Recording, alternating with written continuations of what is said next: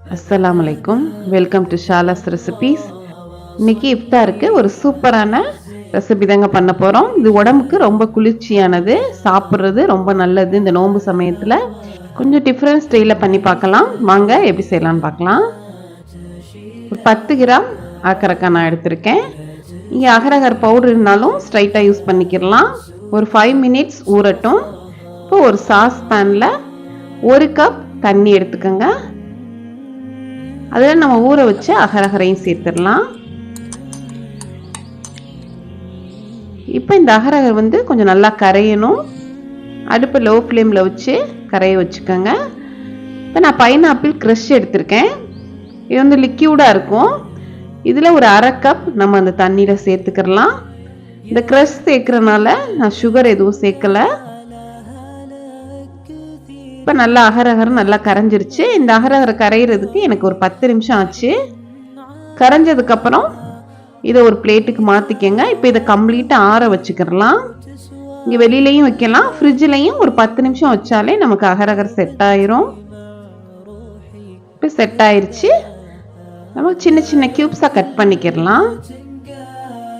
நல்லா pineapple crush சேர்க்கவும் அவ்வளோ டேஸ்ட்டாக இருந்துச்சுங்க இந்த அகரகர் சாப்பிட்றதுக்கு. ஃபஸ்ட் டைம் நான் ட்ரை பண்ணி பார்த்தேன், நல்லா இருந்துச்சு. நீங்களும் ட்ரை பண்ணி பாருங்கள். இப்போ இதை கட் பண்ணி இந்த மாதிரி எடுத்து விட்டுருங்க. க்யூப்ஸாக வந்துடும். நமக்கு நல்லா செட் ஆனதுக்கப்புறம் தான் கட் பண்ணணும். இப்போ ஒரு ட்ரேக்கு நான் மாற்றிடுறேன். நான் ஒரு கிளாஸ் ட்ரே எடுத்திருக்கேன், அதில் மாற்றிக்கிடலாம். மாற்றி அட்ஜஸ்ட் பண்ணி விட்டுருங்க. மறுபடியும் நம்ம பாலில் அகரகர் செஞ்சு இது மேலே சேர்க்க போகிறோம். சாஸ் பேனில் அதே மெஷரிங் தான். ஃபஸ்ட்டு 1 கப் தண்ணி சேர்த்தோம்ல, அதே மாதிரி 1 கப் பால் சேர்த்துக்கோங்க.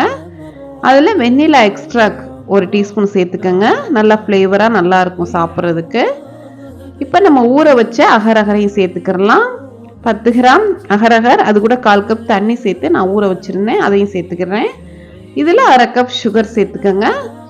நான் ஃபஸ்ட்டு செஞ்சதில் சுகர் சேர்க்கலை, ஏன்னா அதில் க்ரஷ்ஷில் சுகர் இருக்கும். அதனால் 10 மினிட்ஸ் நான் லோ ஃப்ளேம்லேயே வச்சுருந்தேன். இப்போ நல்லா கரைஞ்சிருச்சு.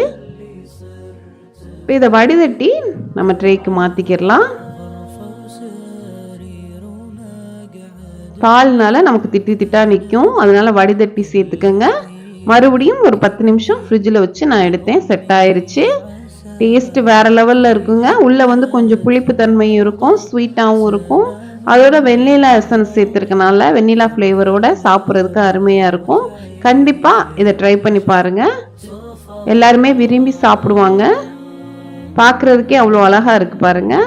சூப்பராக செட் ஆயிடுச்சு. ரொம்ப ஈஸியான ரெசிபியும் கூட. இந்த ரெசிபி உங்களுக்கு பிடிச்சிருந்துச்சுன்னா லைக் பண்ணுங்கள், ஷேர் பண்ணுங்கள், சப்ஸ்கிரைப் பண்ணுங்கள். இன்ஷால்லா நெக்ஸ்ட் வீடியோவில் பார்ப்போம். தேங்க்ஸ் ஃபார் வாட்சிங். பாய்.